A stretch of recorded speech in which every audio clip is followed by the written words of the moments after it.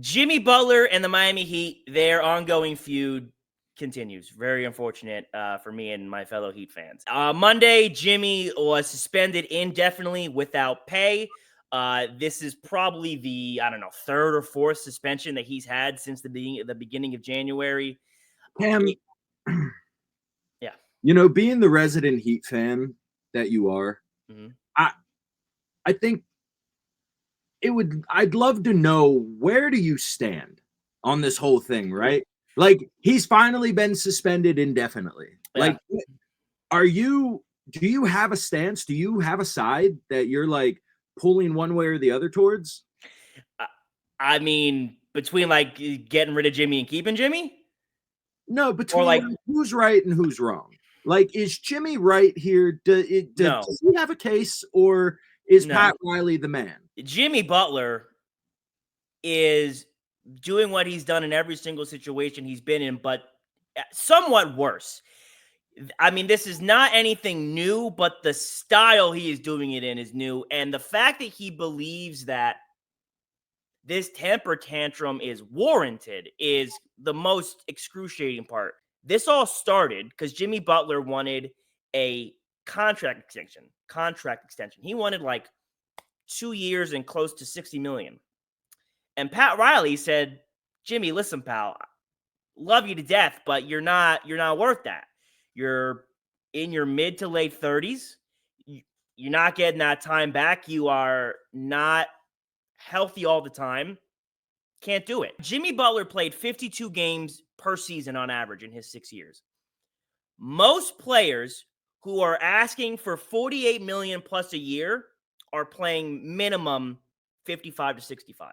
So now Jimmy Butler is asking for an extension when he plays below the average of what he should be playing with guys who make that money. He has 2 seasons with Miami playing 60 plus. So for Pat Riley to say, hey man, you're old and inefficient, I'm not giving you that money, I think is really fair. And I understand, for not even athletes, but people, it is hard to accept the place you're at in life, whether you're getting older or you're just in a new space and situation. It's hard to accept that sometimes. And Jimmy, being who he is, that fiery, competitive nature and attitude that got him to this point, it's hard to turn down and dial back. So he still really feels that he is 29 and can lead any kind of team to a championship or contention.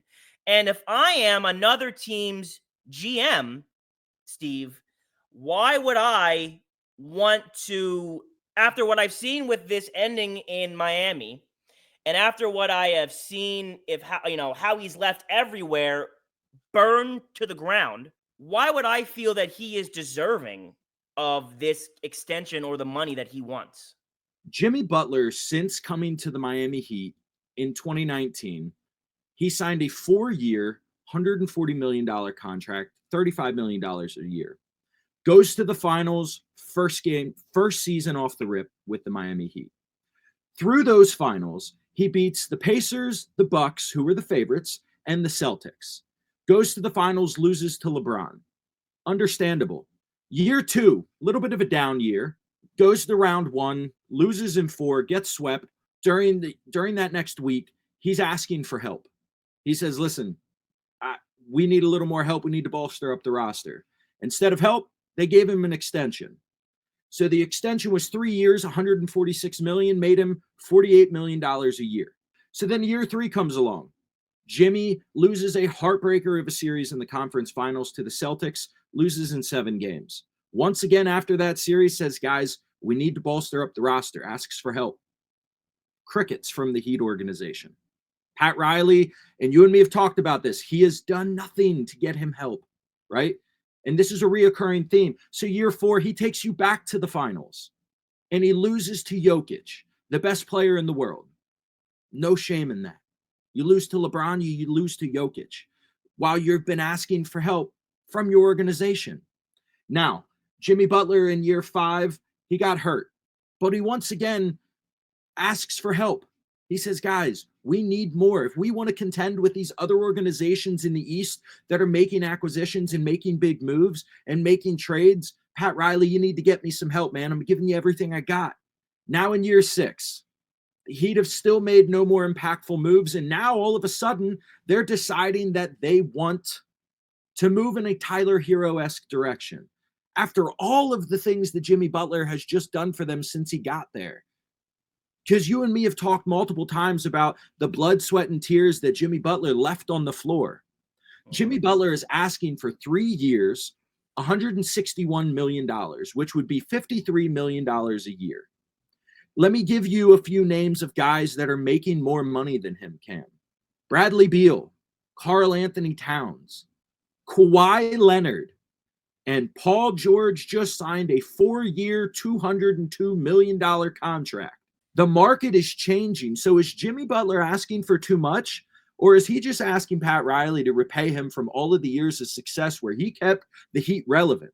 If I'm Pat Riley, I'm not paying Jimmy Butler for 3 years ago. Like, I'm paying Jimmy Butler for, like, because here's the difference. Jimmy's not asking for a new contract. Jimmy's asking for a contract extension. So you are putting an investment in someone that they are going to deliver what you are giving them for that extension. So Pat Riley paid Jimmy originally for what he thought he was worth for the investment.